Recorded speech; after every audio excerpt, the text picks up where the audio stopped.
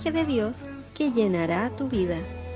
Con la participación de nuestro pastor Héctor Albuerno, presentamos a ustedes el programa A la Luz de las Escrituras.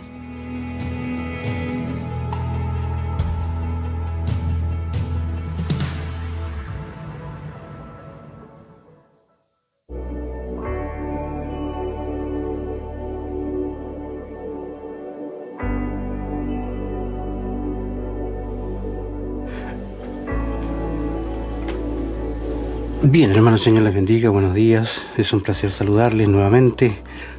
Aquí estamos ya con el último programa del año, A la Luz de las Escrituras.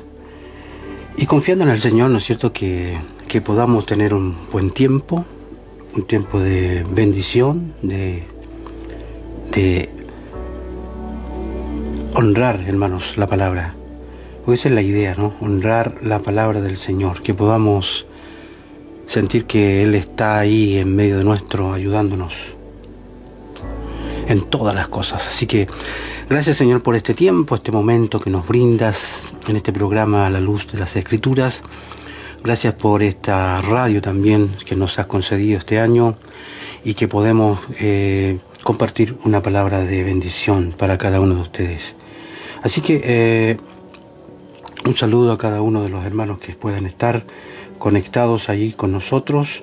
Estamos, como dije, contentos, gozosos de poder juntarnos una vez más. Recuerden, hermanos, que estamos entonces a la luz de las Escrituras, un programa, ¿no es cierto?, radial, que se transmite de lunes a viernes, de 10:30 a 11:15 más o menos.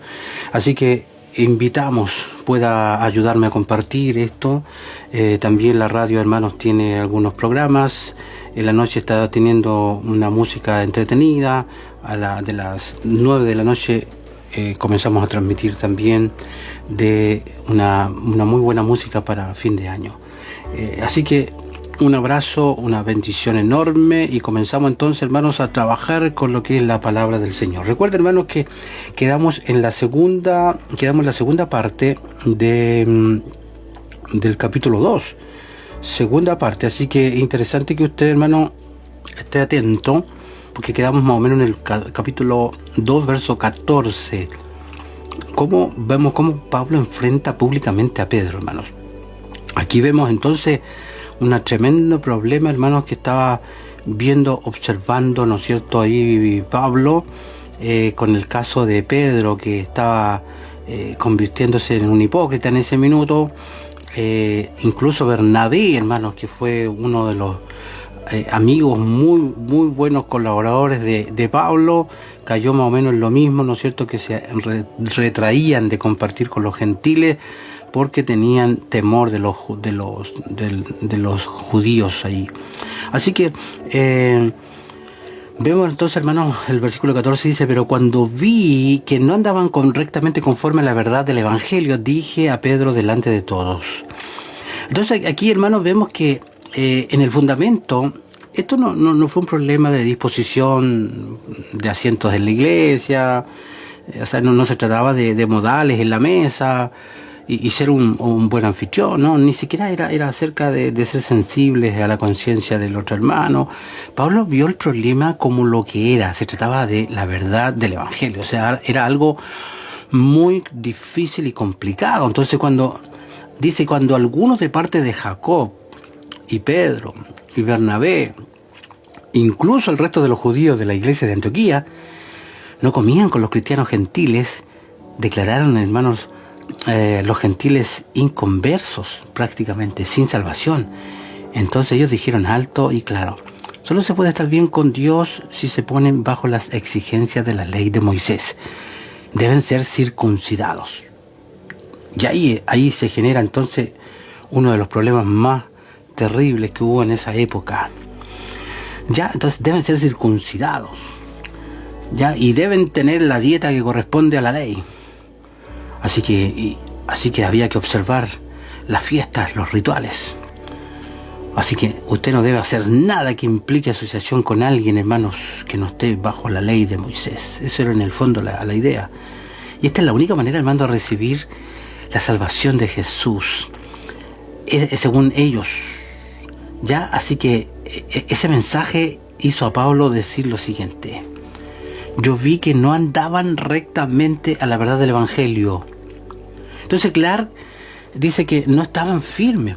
O sea, no, cuando dice que no estaban firmes, hermano, dice que no caminaban con un paso firme.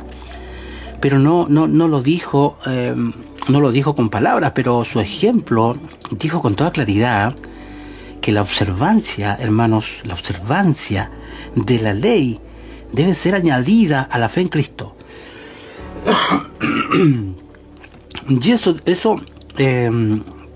si los hombres van a ser salvos, tienen que ser así. Entonces, desde el ejemplo de Pedro a los gentiles, no podían dejar de sacar la conclusión de que la ley era necesaria para la salvación. ¿Te fijas? Entonces, dice la palabra, le dije a Pedro delante de todos. O sea, llamó la atención delante de todos. Y la escena, hermanos, debe haber sido esta, hermanos. Ahí están en la iglesia de Antioquía. Simplemente se les ha pedido a los cristianos gentiles que salieran. O se les dice que se sentaran en su propia sección, lejos de los cristianos reales. Asimismo, no se les permite compartir la misma comida con los cristianos reales. O sea, así que Pedro, hermanos, que era el invitado de honor, va de la mano con todo esto. Bernabé también, incluso el hombre que llevó a muchos de los gentiles a Jesús, va de la mano con todo este tema. Entonces el resto de los judíos de la iglesia de Antioquía están de acuerdo con todo. Pero Pablo no lo iba a tolerar, no estaba dispuesto, debido a que esta era una afrenta pública a los cristianos gentiles y porque era una negación pública de la verdad del Evangelio. Entonces Pablo se enfrenta a Pedro de una manera pública. Así que debe haber sido duro, hermano, saber quién era Pedro. Pedro fue el más destacado de todos los discípulos de Jesús. Pedro fue el portavoz de los apóstoles y probablemente el cristiano más importante en todo el mundo en ese momento. Entonces debe haber sido difícil, sabiendo quién era Pablo, y esto fue antes de cualquiera de los viajes misioneros de Pablo, antes de que él fuera un apóstol de gran importancia. Entonces, en este momento, Pablo era mucho más famoso por ser quien era antes de que él fuera un cristiano. O sea, la fama que tenía era porque era un perseguidor, ¿no es cierto? Un perseguidor horrible de la iglesia, y más que como de lo que era como creyente. La fama la tenía de ser malo más que de ser de los buenos, ¿no? Entonces, debe haber sido difícil, sabiendo, hermanos, quién estaba de acuerdo con Pedro. En primer lugar, Pablo tenía las personalidades dominantes de algunos hombres de parte de Jacob. Entonces, Pablo tuvo a Bernabé, quien probablemente fue su mejor amigo, y por último, hermano, tuvo el resto de los judíos. Entonces, Pablo era la minoría en este asunto. Era él y todos los cristianos gentiles contra los cristianos judíos. Así que por difícil que esto era, ¿por qué Pablo lo hizo? La pregunta, ¿ya? Porque sabía lo que estaba en juego. Esto no era una cuestión de conducta personal o simplemente pecado personal por parte de Pedro. Si ese fuera el caso, es poco probable que Pablo hubiera usado por primera vez este enfoque público prácticamente. Entonces, esta era una cuestión acerca de la verdad del Evangelio. El Evangelio proclamado. Entonces, así es como un hombre es recto delante de Dios, ¿cierto? Cuando tiene que defender, por así decirlo, la verdad del Señor. Entonces vemos, hermano, en el versículo 14, ¿qué dijo Pablo cuando reprendió públicamente a Pedro sobre la cuestión de la aceptación de los cristianos gentiles? Entonces dice, hermano, que dice, vemos que Pablo expone entonces en el versículo 14 la hipocresía, en el 14b, la hipocresía de Pedro en aparentar vivir bajo la ley. Entonces dice, si tú siendo judío vives a la manera de los gentiles y no como los judíos, ¿por qué obligas a los gentiles a vivir como judíos? Entonces, hermano, aquí Pablo primero le recordó a Pedro que él mismo no vivía bajo una estricta obediencia a la ley de Moisés. Pedro le decía, en el fondo, dice, te come el chanchito, el tocino, el jamón y la langosta. Usted no mantiene usted, Pedrito, no mantiene esa dieta estricta, el kosher que se llamaba. Sin embargo, ahora, antes de que estos visitantes, estos ciertos hombres de Jacob, ahora actúa como si guardase estas leyes todo el tiempo. Así que imagínense un poco la escena. Todos habían estado teniendo un buen rato hasta que Pablo estropea la fiesta. El chicoquito de aquí, porque lo tenían así bien en poco, levanta su voz. Y seguramente no estaba gritando, pero él habló con firmeza. Ya, y como les dice a todos que Pedro no vivía bajo la ley de Moisés, estos hombres, los de Jacob, se ven sorprendidos. Seguramente sus mandíbulas caen. ¿Qué dice? Pedro, el más destacado. ¿Qué pasa, Pedro? Entonces, la verdad, hermanos, que Pedro no vive bajo la ley de Moisés. ¿Cómo es posible? Pedro come tocino y come langosta. Pedro come con los gentiles. Entonces, en cuanto a Pedro, su cara seguramente se puso roja, su corazón empezó a latir más rápido y él se siente enfermo de su estómago. Así que todos los demás solo se sientan incómodos y desean que todo el problema desapareciera. O sea, hubo una incomodidad increíble, ¿eh? Entonces, ¿cómo estaba Pablo? Seguramente nervioso, valiente, temeroso, no lo sabemos. Es posible saber esto seguramente cuando lleguemos al cielo.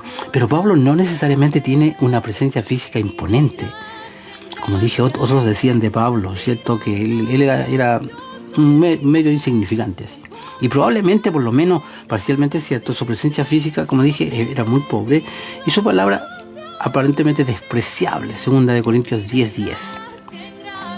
Entonces, sin embargo, Pablo actuó, sus palabras fueron memorables, porque les recuerda exactamente aquí cómo es la cosa.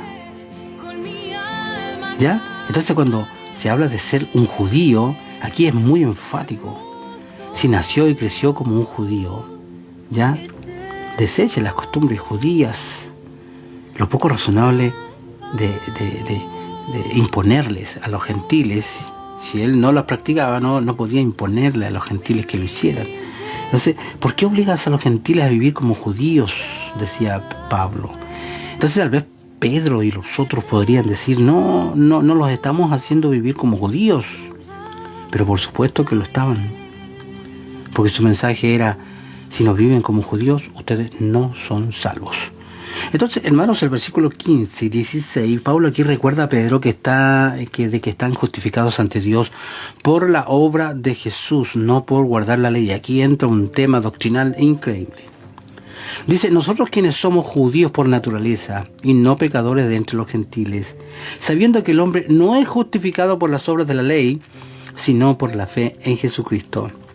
Nosotros también hemos creído en Jesucristo, para que fuésemos justificados por la fe en Cristo y no por las obras de la ley, pues por las obras de la ley ningún ser humano será justificado. Así que, hermanos, aquí vemos que cuando Pedro, todos crecimos como judíos observantes, sin embargo sabemos muy bien que no nos consideramos rectos delante de Dios. En este caso la palabra es justificados por las obras de la ley que hicimos. Sabemos que a pesar de que hemos crecido como judíos observantes, somos considerados justos delante de Dios por la fe en Jesucristo.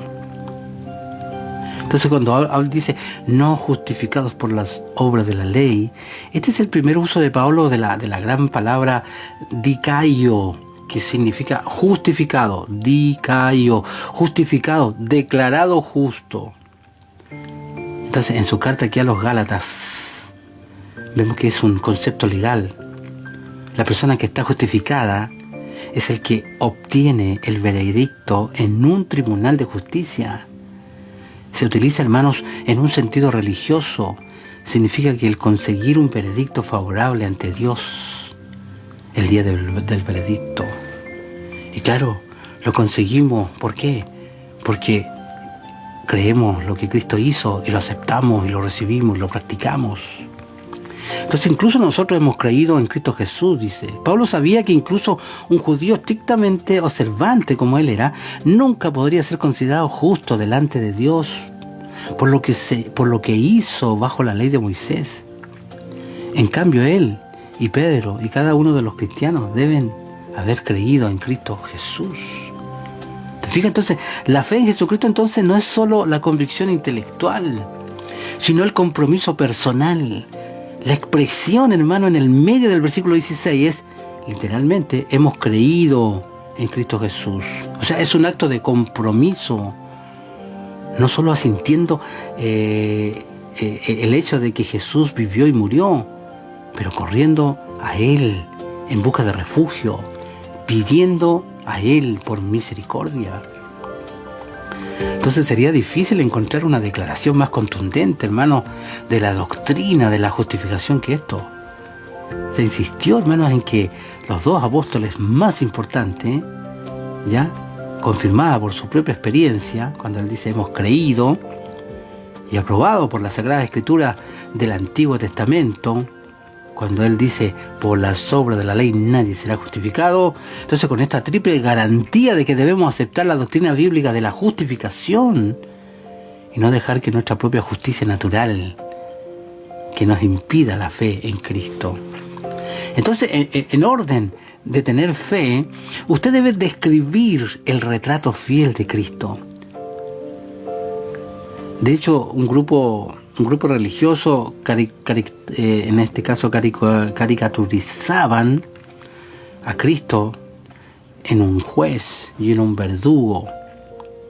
Pero Cristo no es un dador de la ley. Él es el dador de la vida. Él es el que perdona los pecados. Usted debe creer que Cristo podría haber expiado los pecados del mundo con una sola gota de sangre.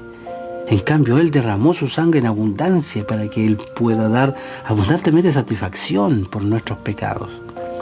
Así que el énfasis aquí es claro. Dice, para que seamos justificados por la fe de Cristo y no por las obras de la ley. O sea, Pedro no fue justificado por estar bajo la ley de Moisés, sino por la fe en Jesús. Entonces, al rechazar la comunión con los cristianos gentiles, Pedro dijo en sus acciones, entiéndame esto, que estamos, ¿no es cierto?, en parte considerando los rectos delante de Dios por las obras de la ley. Pablo no podía soportar esto porque no era la verdad. Como dije, con sus acciones él está diciendo, necesitamos practicar la ley también. Entonces aquí Pablo hace hincapié cuando dice, porque por las obras de la ley ningún ser humano será justificado. Pablo hace hincapié en el punto de la manera más fuerte posible. Ninguna carne, no gentil, no judío, ni a nadie se le considera recto delante de Dios por las obras de la ley. Entonces, las palabras, por lo tanto, deben ser consideradas como una cita del Salmo 143:2, que dice, hermanos, y no entres en juicio con tu siervo, porque no se justificará delante de ti ningún ser humano. ¿Qué le parece? ¿Se fija? Entonces, hermanos, gracias al Señor por esto.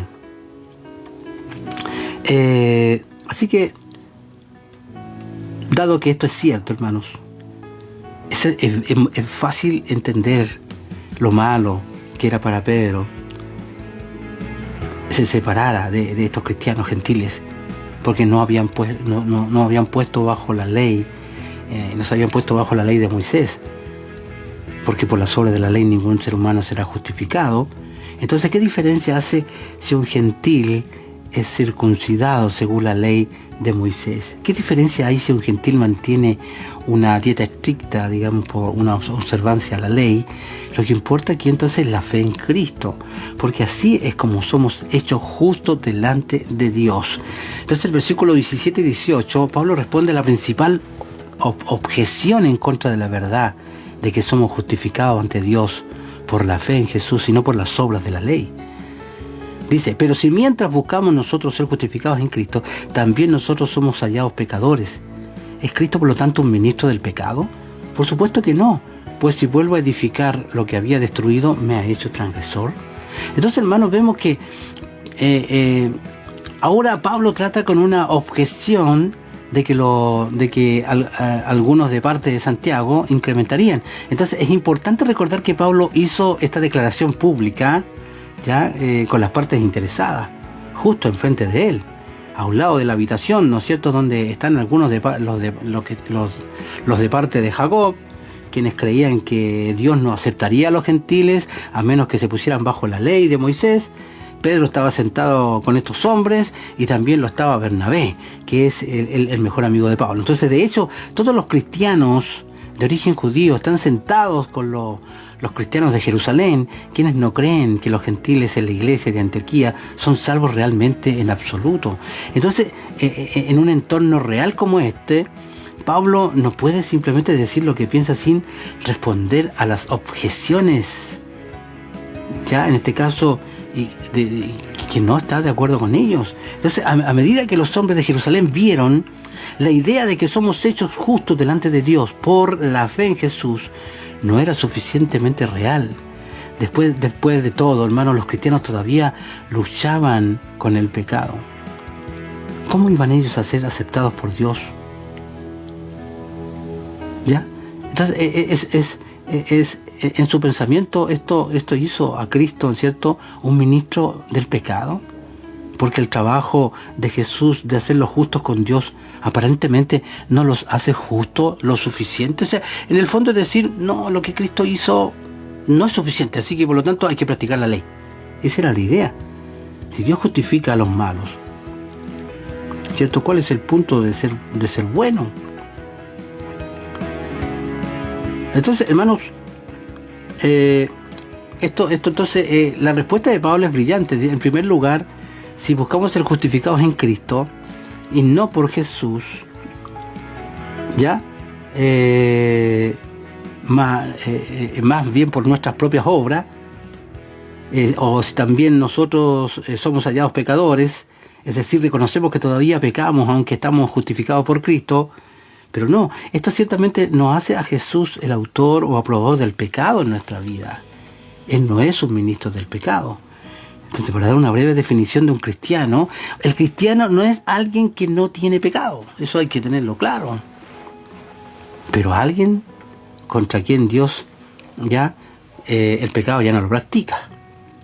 ¿Sí o no? Entonces, a causa de su fe en Cristo ya no lo hace. Entonces, esta doctrina trae consuelo a las conciencias que están a veces en serios problemas, porque cometen falta una y otra vez. ¿Ok? Entonces, ahora, pero si vuelvo a edificar lo que había destruido, me he hecho transgresor. Entonces, la respuesta de Pablo es sutil pero brillante. Si tuviera que volver a construir un camino hacia Dios por medio de guardar la ley de Moisés, entonces él mismo sería un transgresor. En esencia, Pablo dice, hay más pecado tratando de encontrar la aceptación de Dios por mantener la ley que el pecado que hay en la vida diaria como un cristiano. ¿Entiendes? Entonces, estos hombres, algunos de parte de Jacob, pensaban que tenían que aferrarse a la ley, ya para sí y para los gentiles, por lo que no sería tanto el pecado. Lo que Pablo presenta es que al ponerse bajo la ley de nuevo, están pecando más que nunca. Entonces, ¿cómo es que un pecado construya de nuevo un camino hacia Dios a través de la ley de Moisés? En muchos sentidos.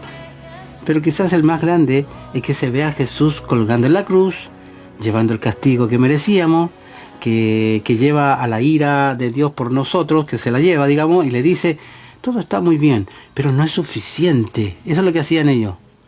No es suficiente. Necesitamos guardar la ley también. Entonces su obra en la cruz no era suficientemente buena delante de Dios, hasta que estén circuncidados, hasta que estén comiendo el kosher, que era la doctrina estricta que tenían de la ley. Entonces era un insulto, hermanos, para el Hijo de Dios. Por supuesto, hermanos, esta es la gran tragedia del legalismo. Yo lo hemos repetido varias veces, al tratar de ser más justos con Dios. Casi todo lo que es legalismo tiene que ver con que yo quiero ser más justo con Dios. Y terminan siendo menos justos con Dios. Porque esto es peor, digamos. Esto era exactamente la situación de los fariseos, que se opusieron tanto a Jesús durante los años del ministerio, hermano, en la tierra. Entonces Pablo sabía de esta forma de pensar, porque él había sido un fariseo de primera. Entonces vamos ahí a los versículos, hermanos, 19-20. Aquí Pablo describe su cambio de relación permanentemente a la ley.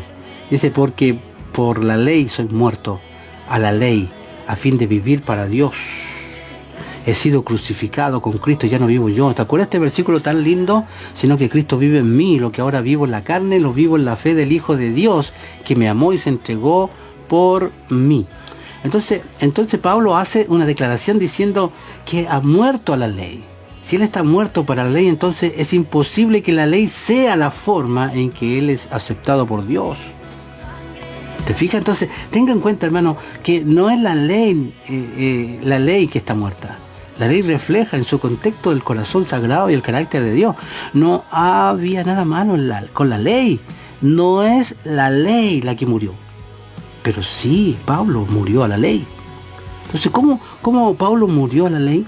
A través de la ley dice, morí a la ley. O sea, la propia ley mató a Pablo. Se le mostró que él nunca podría vivir de acuerdo con la ley y cumplir su santo estándar. Durante mucho tiempo antes de que Pablo conociera a Jesús, él pensó, hermano, que Dios lo aceptaría a él por guardar la ley. Claro, eso lo hizo antes, pero llegó el punto en que él realmente entiende la ley, ¿ya? Y entendiéndola en la forma en que Jesús la explicó en el Sermón del Monte, entonces vemos y Pablo se dio cuenta de que la ley lo hizo culpable ante Dios, no lo justificó ante Dios. Entonces este sentimiento de culpa ante Dios, ¿cierto?, mató a Pablo y le hizo ver que el mantener la ley no era la respuesta. Entonces, morir a la ley es renunciar a ella y ser liberado de su dominio, por lo que no tenemos confianza en él y no nos mantenemos cautivos bajo el yugo de la esclavitud. Entonces el problema con los otros hombres, con Jacob, era que no estaban pensando y viviendo como si hubieran muerto a la ley. Para ellos aún estaban viviendo bajo la ley. Y ellos creyeron que guardando la ley los haría ser aceptados por Dios. No solo estaban viviendo bajo la ley, sino que querían que los gentiles también vivieran bajo la ley. O sea, estaban presionando a los gentiles. Yo por la ley, dice, soy muerto a la ley, a fin de vivir para Dios. Cuando Pablo murió a la ley, entonces podría vivir para Dios, mientras él aún trataba de justificarse delante de Dios por todo el guardar la ley. Él estaba muerto, hermano.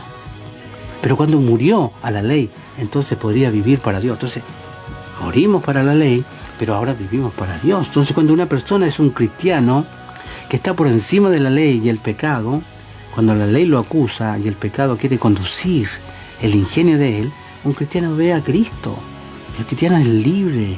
Él no tiene amo excepto Cristo. Un cristiano es, ¿no es cierto?, superior a todo el mundo en ese sentido, porque tenemos a Cristo. No debemos pensar, hermanos, que la ley es aniquilada.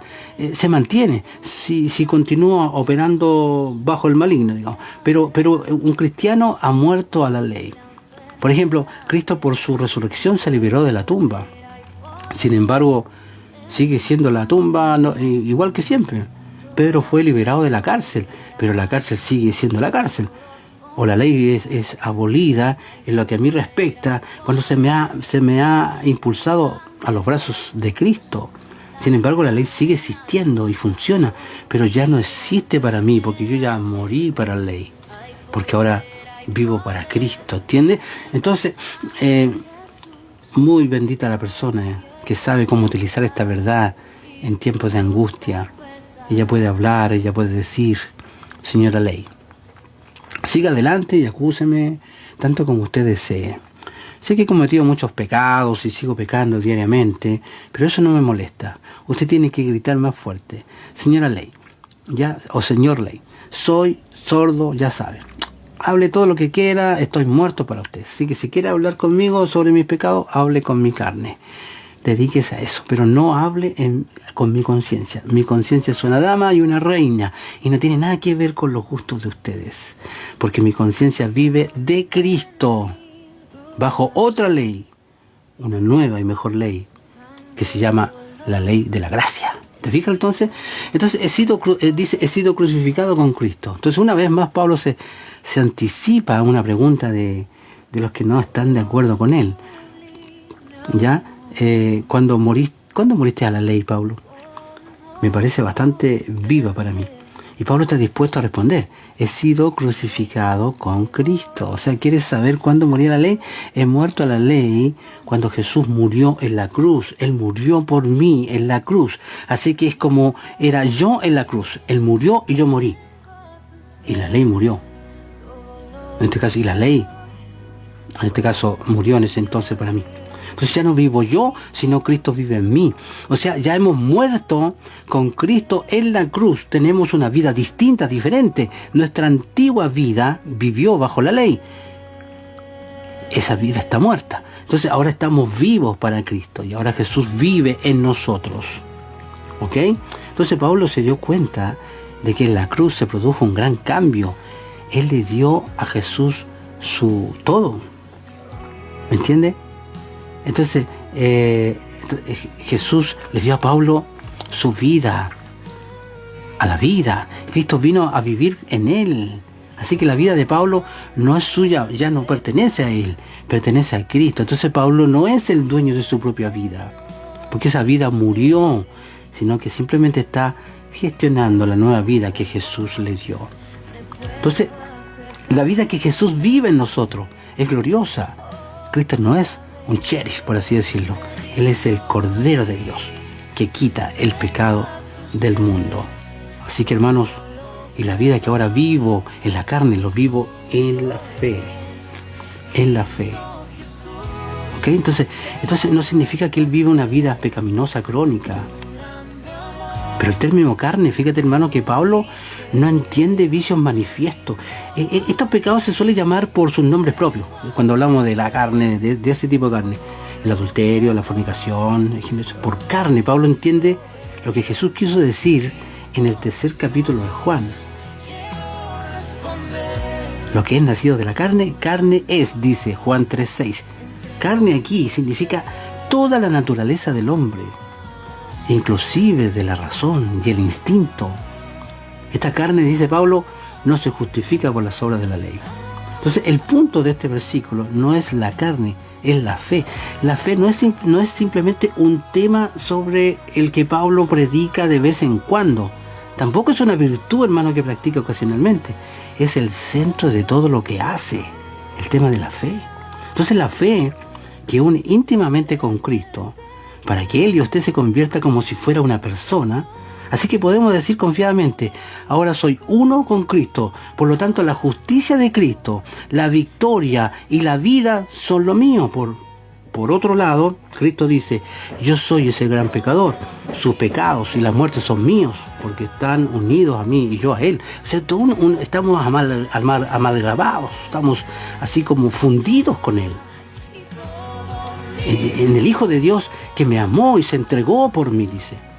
Pablo vive, ¿no es cierto? Vive la fe en sí mismo. La fe, ¿no es cierto? La fe en que no es la fe en la ley que puede ganar o merecer ante Dios. No, es la fe en la obra expiatoria de Cristo, en la obra del Hijo de Dios, el cual me amó y se entregó por mí. Así que, hermanos, ante la relación de Pablo con Dios, se fundamenta en lo que podía hacer por Dios. Su fe era en sí mismo. Ahora la base, ¿te acuerdas? Antiguamente él creía todo lo que era en sí mismo. Ahora la base es lo que Jesucristo ha hecho por él, su fe en Jesús. Y Pablo encontró una persona maravillosa en la cual poner su fe. Entonces, y esa persona, mire, lo amaba. Esa persona lo amaba. Es una persona quien demostró ese amor cuando él se entregó por Pablo. Entonces, ¿qué confianza puede tener Pablo en dar su vida y viviendo su vida por alguien que lo ama tanto, hermanos? Cuando nos damos cuenta del gran amor que Dios ha mostrado a nosotros, hace que toda la vida cristiana sea más fácil. Mire, esta palabra cuando dice, el cual me amó, Pablo puede confiadamente darse a Jesús por el amor que Jesús ha demostrado en el pasado. Es cierto que nos ama ahora, pero Pablo también escribió realmente: ¿quién me amaba? Y este verbo, fíjate, está en el tiempo pasado. Jesús me amó en la cruz, me amó en el pesebre de Belén, me amó antes que la tierra fuera. Nunca hubo un momento en que Jesús no amara a su pueblo.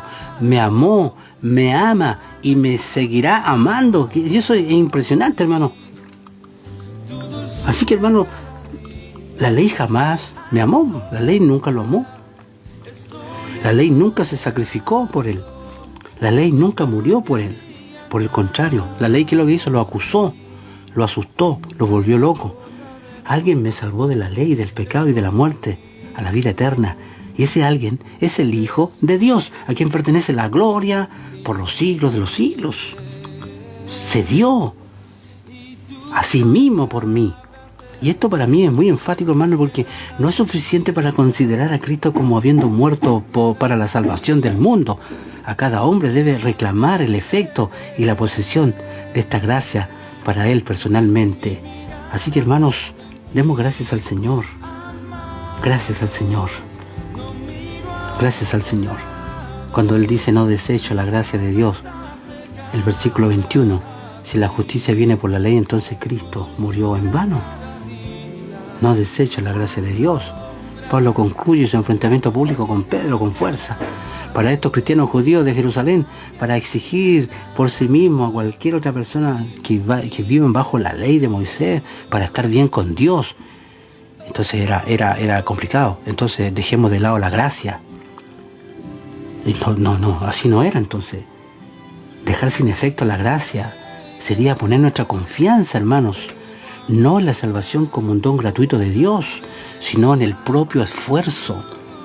Y para ello es rechazar la gracia por completo y confiando en un esfuerzo insignificante que anula más encima la gracia. Entonces, hermanos, que Dios nos ayude y creen que es noble para tratar de ganar su camino a Dios y al cielo, pero no es noble, es terriblemente innoble, porque en efecto se trata de negar tanto la naturaleza de Dios y la misión de Cristo, es negarse a dejar que Dios tenga misericordia. Amén. Así que nosotros despreciamos la gracia de Dios cuando observamos la ley con el fin de ser justificados.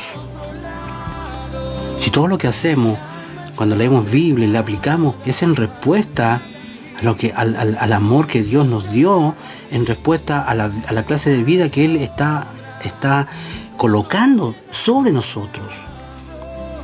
Entonces, hermanos, esto es porque si el justo viene a través de la ley, entonces Cristo murió en vano, ya que se puede ser justo ante Dios sin guardar la ley, y no es necesario el trabajo de Jesús para hacer la justicia.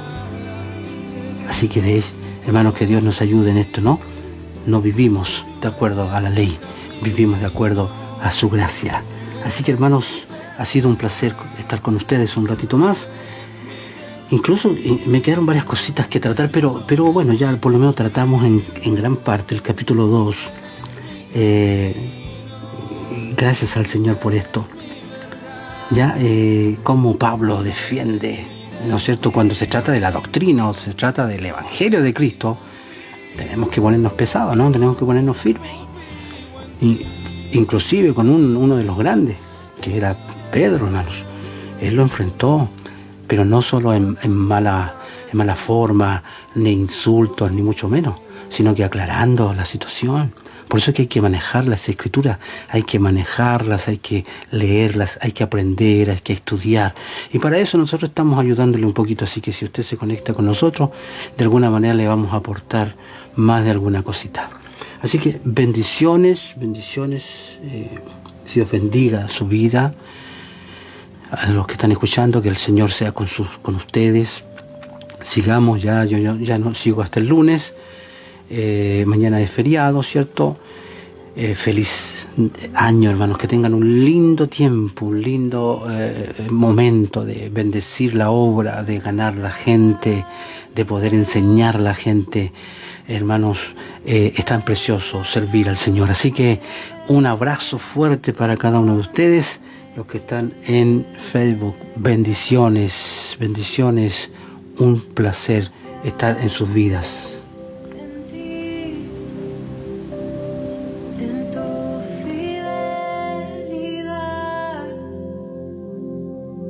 Venga lo que venga, tu amor nunca me sobra.